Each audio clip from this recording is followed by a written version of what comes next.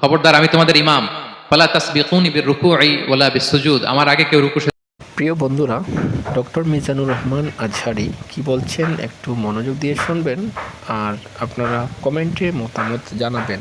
ধন্যবাদ সবাইকে। সেজদা করো না। ইমামের আগে রুকু করলে নামাজ হবে? ইমাম সেজদায় যায়নি, আপনি আগে চলে গেছেন, তা আপনি ইমাম হয়ে গেছেন, হবে? নামাজ হবে? রাসূল সাল্লাল্লাহু আলাইহি ওয়াসাল্লাম বলেন, খবরদার আমার আগে রুকু সেজদা করো না, খবরদার করো না। আমি কিন্তু দেখি, ফা ইন্নী আরাকুম মিন আমামি ওয়া মিন খালফি। সামনে যেমনি দেখি পেছনেও দেখি। সুবহানাল্লাহ। এটা ওনার একটা ইউনিকনেস। আল্লাহ তাআলা স্পেশালি বিষ্ণু ইসলামকে এটা দিয়েছেন। এবার বিষ্ণু ইসলামের আরেকটা ফিচার বলি। বিষ্ণু ইসলামের পিঠ মোবারকে দুই কাঁধের মাঝখানে মাহরুন নবুয়া, দ্য সিল অফ প্রফেসি ছিল, নবুয়তির সিল লাগানো ছিল। আল্লাহু আকবার। এটাকে বলে মাহরুন নবুয়া, দ্য সিল অফ প্রফেসি। তিনি যে নবী, এটার সিল ছিল।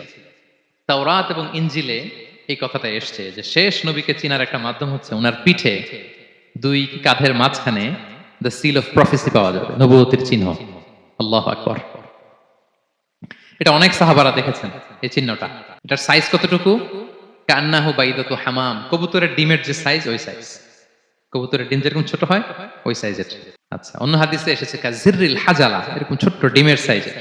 অনেক সাহাবারা এটা দেখেছেন। সালমান আল ফারিসি রাদিয়াল্লাহু তাআলা আনহু, উনি মুসলিমই হয়েছেন এই দৃশ্য দেখে। সালমান আল ফারিসি রাদিয়াল্লাহু আনহু, উনি আরব মানুষ ছিলেন না, নন আরব ছিলেন, পার্সিয়ান।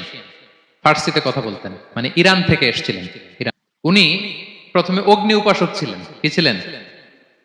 অর্থাৎ ওই যে জরাথুষ্ট যারা আগুন দেখলে এরা পূজা করে, আগুনের পূজা যারা করে, জরস্ট্রানিয়ান, এই ধর্মে বিশ্বাসী ছিলেন। আগুনের পূজা করতেন ইরানে। তিনিও আগুনের পূজা করে, তার বাবাও আগুনের পূজা করে। তো একদিন বাবা একটা কাজে পাঠিয়েছে, ওই কাজ করতে যেয়ে সে খ্রিস্টানদের গির্জা ক্রস করতেছিল। ছোট মানুষ গির্জা ক্রস করতে যেয়ে দেখে খ্রিস্টানরা কেমন যেন আলাদা ইবাদত করে, নামাজ পড়ে। এটা দেখে খুব ভালো লাগছে তার, খুব ভালো লাগছে। বাড়িতে এসে বাবারে বলে, বাবা আমি দেখলাম যে খ্রিস্টানরা তাদের চার্চে গির্জায় নামাজ পড়ে, এটা তো অনেক সুন্দর, আমরা যে আগুনের সামনে যা করি এটার চেয়ে ওইটা সুন্দর। বাবা বলে, খাইছে, ছেলে তো আমার শেষ হয়ে যাবে। তো বলতেছে, না না বাবা, আমরা যে আগুনের উপাসনা করি এটাই ভালো। উনি বলে, না, আমি অনেক চিন্তা করেছি, ওরা যেভাবে গডের কাছে চায় ওইটা শ্রেষ্ঠ। বাবার সাথে ছেলের, সালমানের অনেক তর্ক বিতর্ক। পরে বাবা ভাবলেন, যদি ওকে না আটকাই তাহলে প্রভাবিত হয়ে সে খ্রিস্টান হয়ে যেতে পারে। তো ঝগড়া তর্ক বিতর্ক শেষে তার পিতা তাকে শেকলবন্দি করলো। কি করলো? পায়ে শেকল লাগায় রাখছে। কিন্তু ছেলে তো মনে মনে খ্রিস্ট ধর্মের প্রতি আকৃষ্ট হয়ে গেছে। তো ওই খ্রিস্টানরা তার সাথে লুকিয়ে যোগাযোগ করতো। সালমান ওই খ্রিস্টানদেরকে বলল যে, তোমাদের খ্রিস্টান ধর্মের উৎপত্তি কোথায়? বলে, সিরিয়াতে। বলতেছে, এখান থেকে কোনো কাফেলা সিরিয়া যাবে নাকি? বলতেছে, হ্যাঁ, মিশনারি ওয়ার্কে একটা কাফেলা আসতে যাবে। বলতেছে, যেদিন যাবে আমাকে বলবো।